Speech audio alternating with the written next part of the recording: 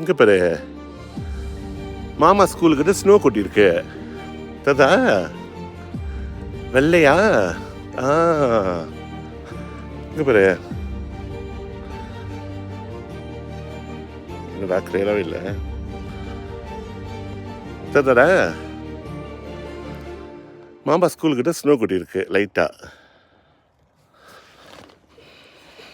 ஆ, ஃபோ,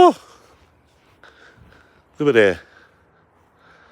வெள்ளையா ஸ்னோ கொட்டியிருக்கு கொஞ்ச நேரம். இது அந்த சைட் போய் பார்ப்போம்.